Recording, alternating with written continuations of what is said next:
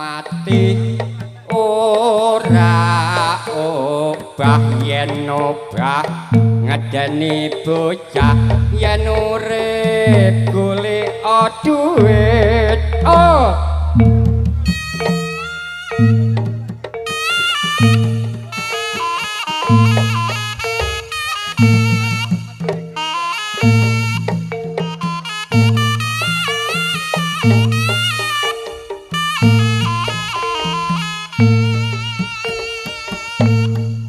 gelemu besok kapan ojo kesusu mung tansah semoyo pancen aku durung rujuk ya jalo apa ya jalo warna mbok yo sing sembodo apa kowe nyembadani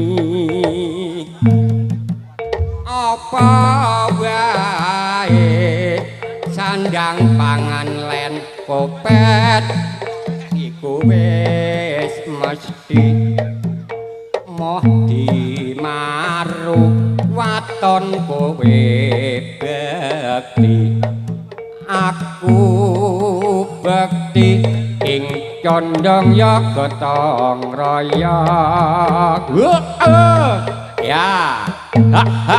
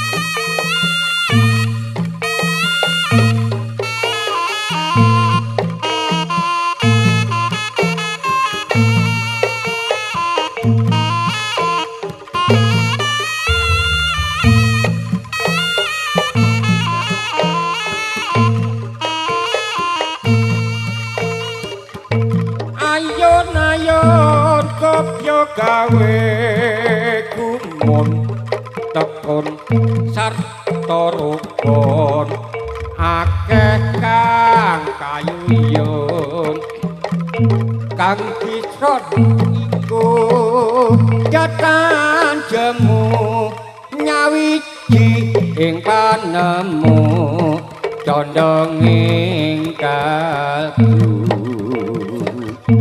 ayun-ayun kopyo gawe gumun takon sarta rukun akeh kang kayuyun kangge srana iku jatan jemu nyawiji ing panemu condong ing kalbu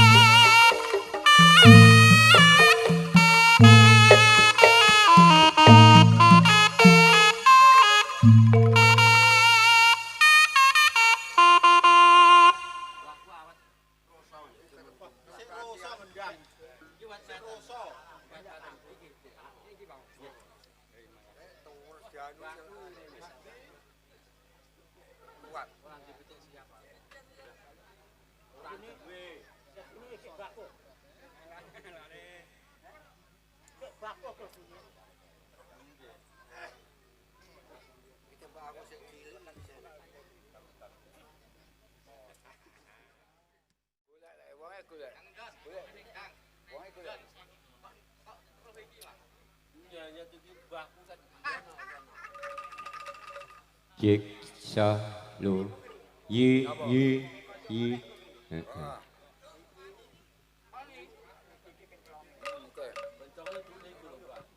ngambara ing ngawang iki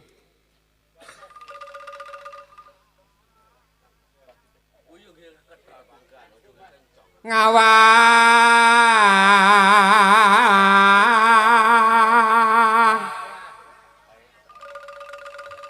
angah langut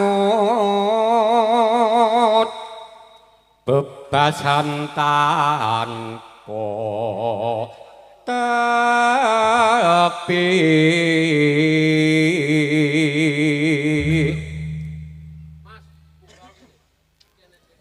ngarah base meka mandok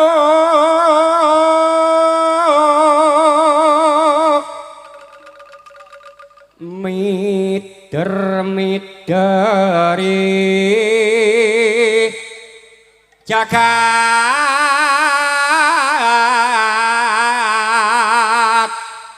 ngulandara nglambara gawe gunung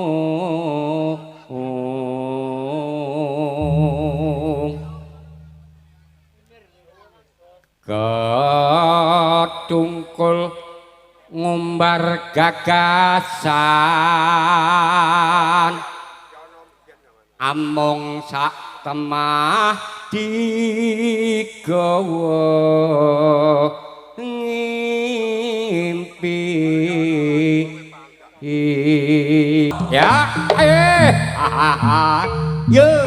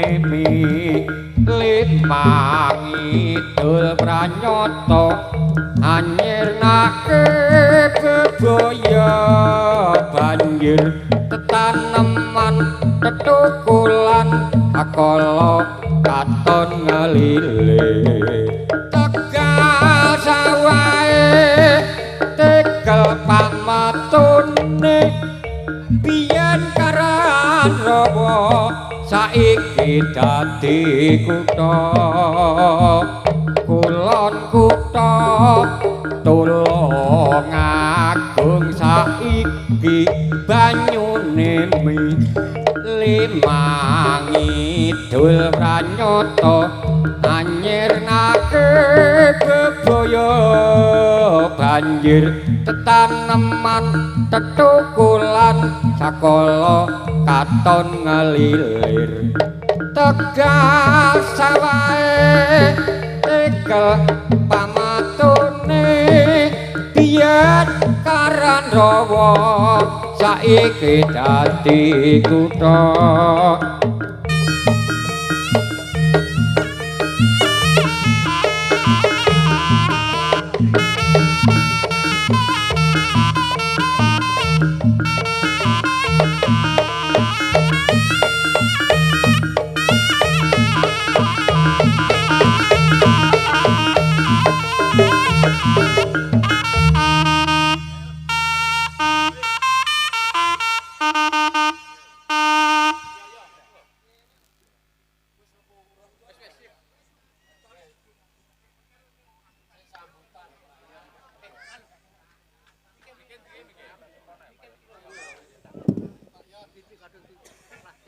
Jas, tes.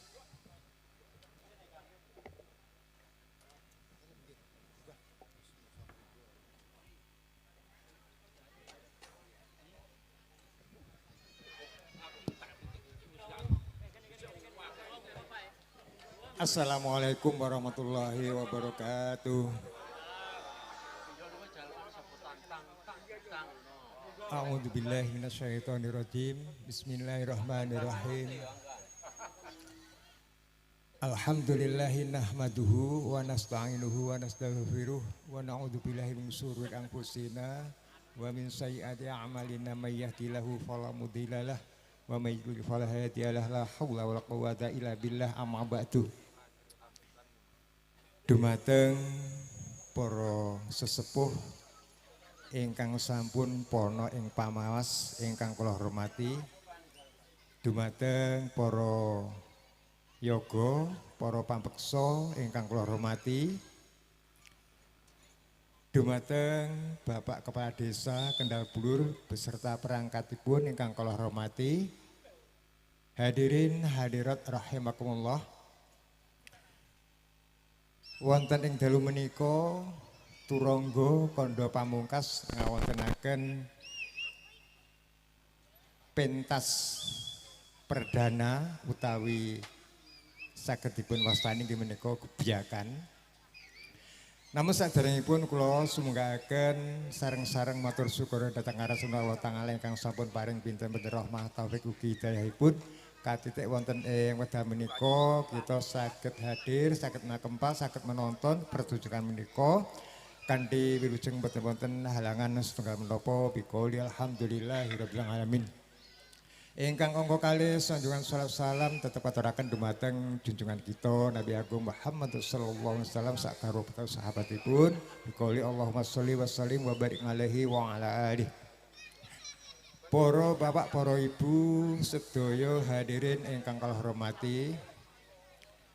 Dene acaranipun inggih menika ingkang sepisan pembukaan kalajengaken sambutan saking kanca panitia, lagi mangke sambutan saking Bapak Kepala Desa Kendal Bulur.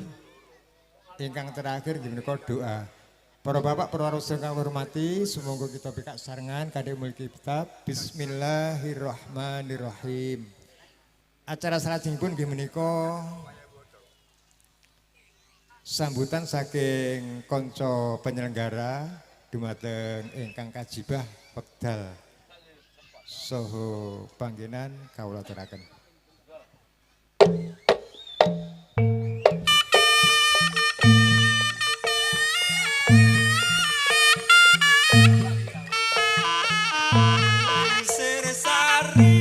Malindri Maloyong Sari ya pangeran ya lasente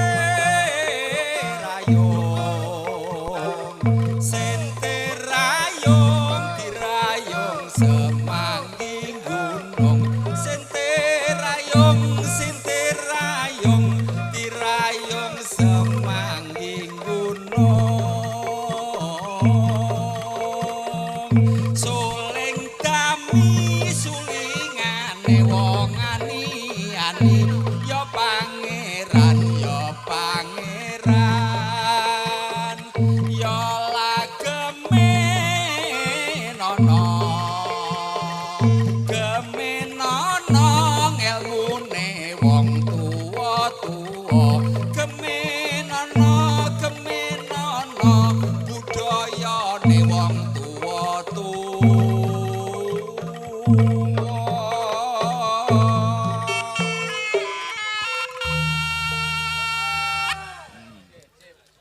klasik iki musik ya klasik.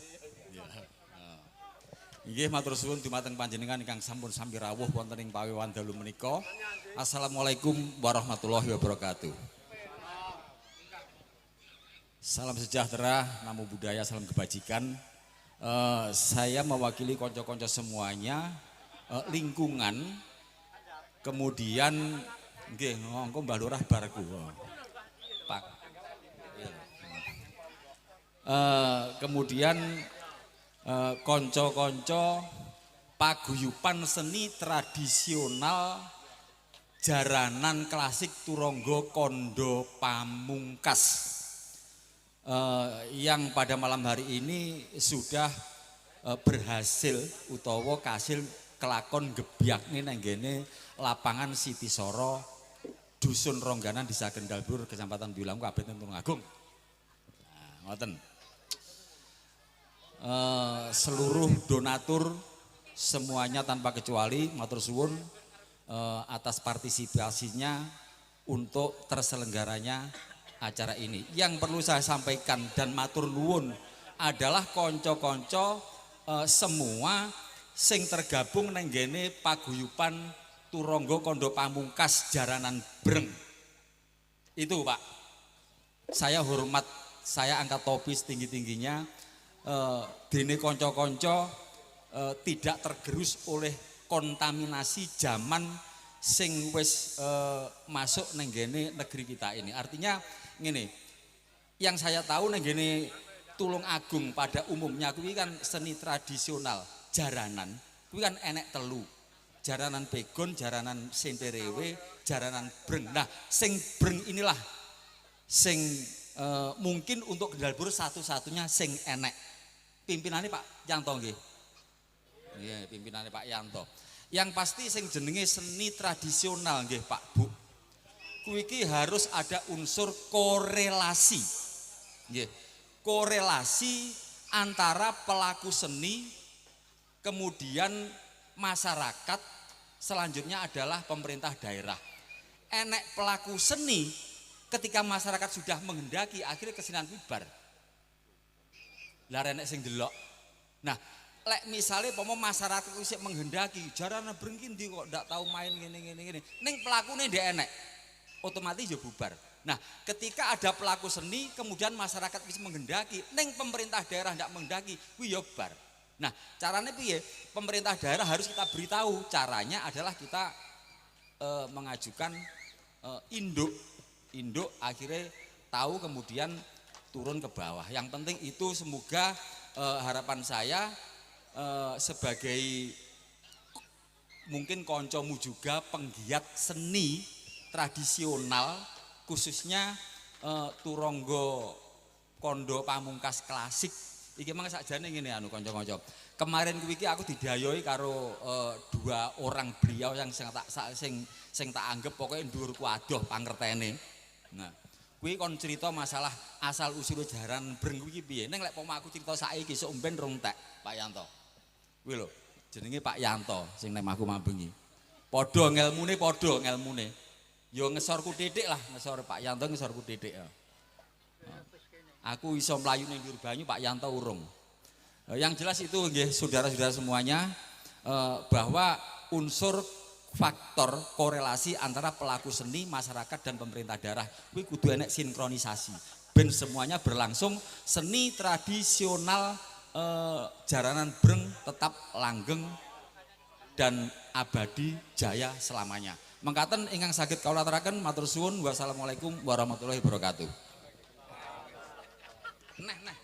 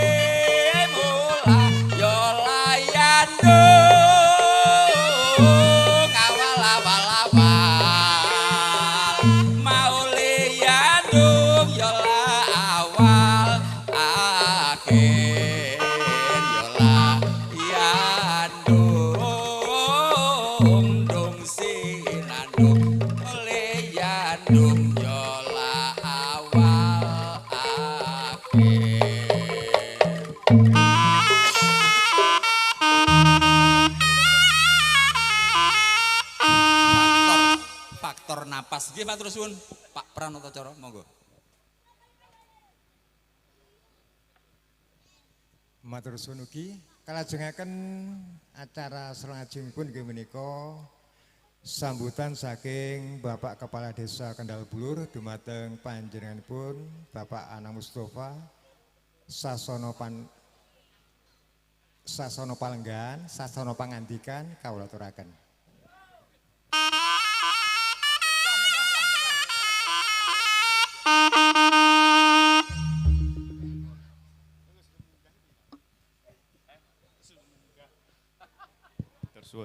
Assalamualaikum warahmatullahi wabarakatuh. Bismillahirrahmanirrahim. Alhamdulillahirabbil alamin. Assalatu wassalamu ala asyrofil anbiya'i wal mursalin sayyidina wa maulana Muhammadin wa ala alihi washabihi ajmain amma ba'du. Al mukarram para ilmu ulama, para yai, para sepuh, bini sepuh ingkang tansah kula taimi, ingkang kula hormati dumateng ketua paguyuban jaranan Turungga Kondo Pamungkas Klasik panjenenganipun Bapak Yanto lan ugi sedanten kru mboten kespen para tokoh masyarakat Pak RT, Pak RW lan sedanten lembaga ingkang rawuh mukadimah nderek teng ajeng mawon intinipun dalu niki kula remen sangat apa neh iki maning delegasi Yandung awal-awal ajek opas kang biyen iki Mang. Dadi dados tembang cedoran. Intinya begini Bapak dan Ibu, kita pemerintah desa tugasnya itu mboten namung melayani panjenengan kebutuhan surat menyurat, pembangunan fisik, tapi yang nomor 3 nggih menika melakukan pembinaan kebudayaan. Karena sesungguhnya lokus kebudayaan itu di desa. Lek desa wis ndak mempertahankan kesenian kebudayaan ning Indonesia ini wis ndak enek kebudayaan karena lokusnya di desa. Maka dari itu pemerintah desa berkomitmen bersama dengan warga masyarakat desa sejak tahun 2018 saya menjabat bagaimana berkolaborasi dengan tokoh masyarakat, tokoh budaya, tokoh adat agar kesenian-kesenian kebudayaan yang ada di desa ini bisa lestari, bisa hidup lagi. Alhamdulillah saat ini jaranan, baik itu jaranan Jawa, jaranan Turonggo, kegiatan kesenian lintune, jedoran, lan sak lintu-lintune bahkan enten sinau sinden kathah kegiatan kebudayaan. Nah, niki perlu sangat melestarikan niku mboten namung tugasi pemerintah tapi kula panjenengan sami kados dene dalu niki kegiatan nggih menika kegiatan jaranan turangga Kondo Pamungkas klasik utawa Jawa Breng niki insyaallah Kendal Bulur niki komitmen pripun anggene melestarikan ini. Karena kebudayaan ini saya yakin dengan kebudayaan ini Kendal Bulur warga desane pasti guyub rukun. Amargi sejarah mbiyen nyapa to kok enek tari-tarian, kok enek jogetan, kok enek tembang sindenan. Ini tujuannya damel ngumpul nih warga masyarakat. Biasanya lek enek asara syukuran, panen bareng, wujud syukur ngumpul bareng. Tadi intinya menjaga kerukunan keguyuban.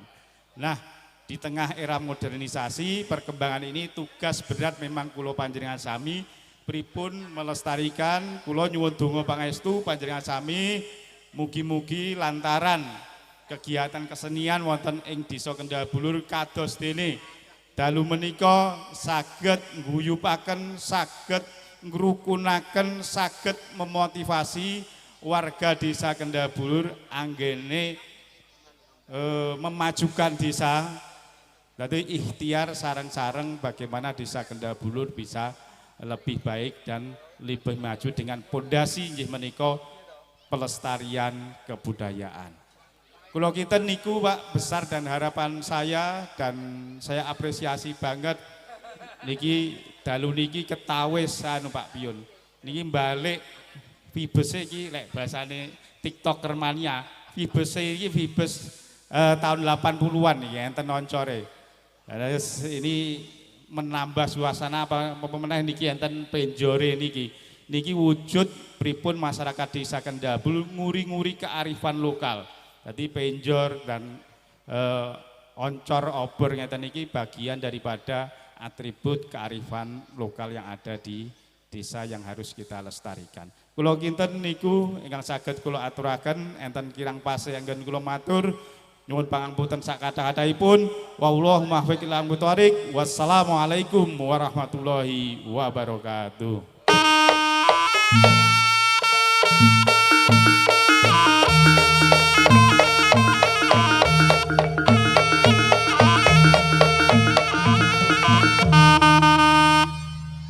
Para bapak, para ibu sekalian kang kula hormati, mekaten kula sampeyan saking Bapak Kelurahan Bulur. Mugi kita saged mengambil hikmah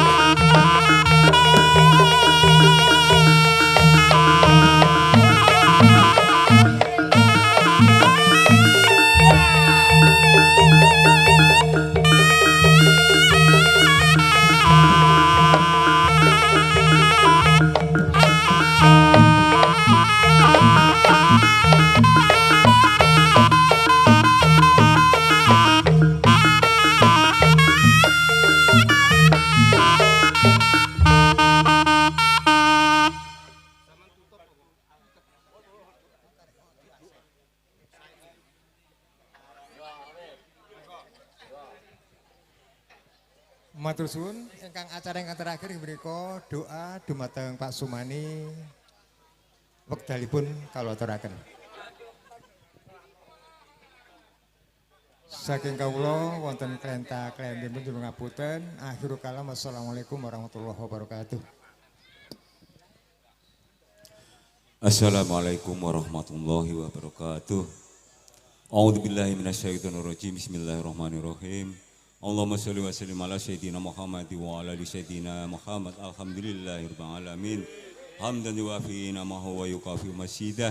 Ya Rabbana lakal hamdu kama yanbaghi li jalali wajhika wa li sultanik. Allahumma sholli ala sayyidina Muhammadin al-Fatihi lima uliqa wal khatimi lima sabaqa nasril haqi bil haqi wal hadi ila siratikal mustaqim wa ala alihi wa sahbihi haqqa qadrihi wa miqdari alim. Allahumma sholli ala sayyidina Muhammad, Allahumma sholli ala sayyidina Muhammad, Allahumma sholli ala sayyidina Muhammad. Rabbana hab lana min azwajina wa dhurriyyatina qurrata a'yun waj'alna lil muttaqina imama. Rabbana atina fid dunya hasanah wa fil akhirati hasanah wa qina adzabannar. Walhamdulillahirabbil alamin. Assalamualaikum warahmatullahi wabarakatuh.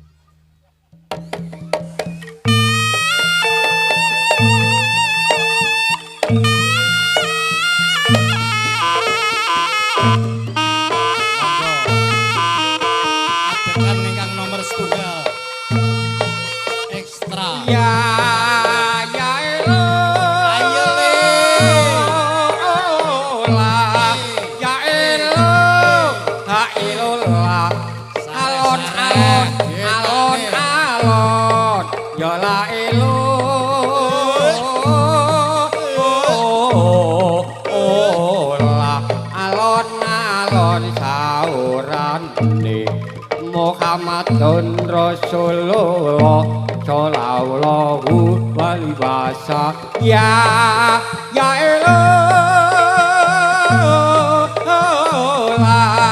ya ilah alon-alon alon-alon ya la ilah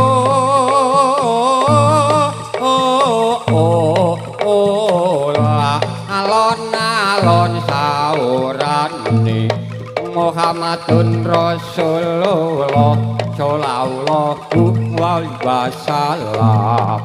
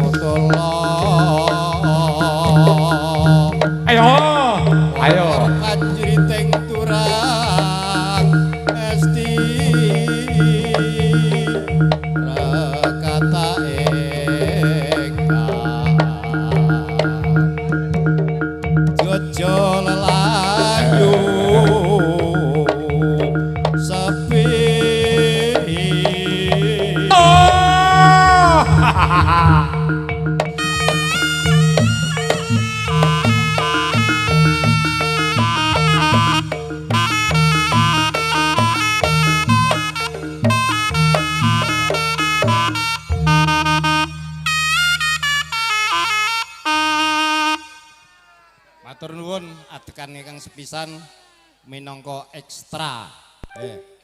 Salajengipun monggo sami-sami dipun persani nggih menika breng asli. Breng klasik. Sugeng dalu, sugeng mirsani ngantos sak cekapipun menika mangke. Pementasan matur suwun.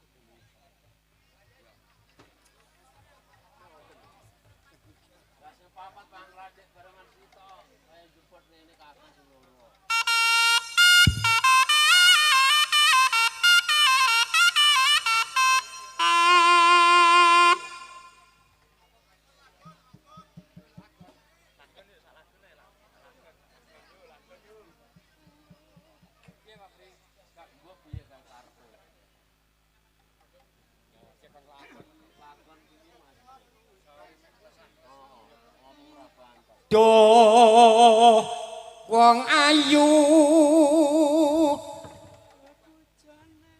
pepujane ati ayo nduh beyo kaya ngene wong kang nandang asmara sakjane iki bagane Pak Yanto apa to awakku dhewe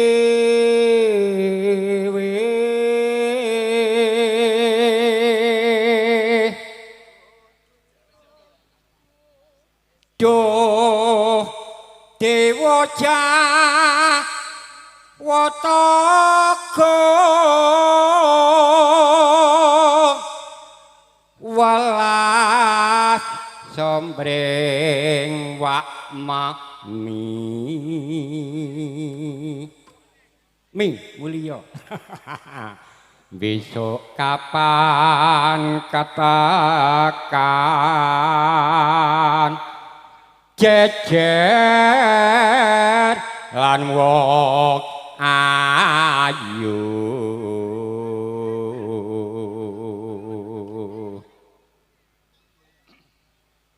umpama nironah kuda tanpa prau sasaden lodri nyidam sari asmara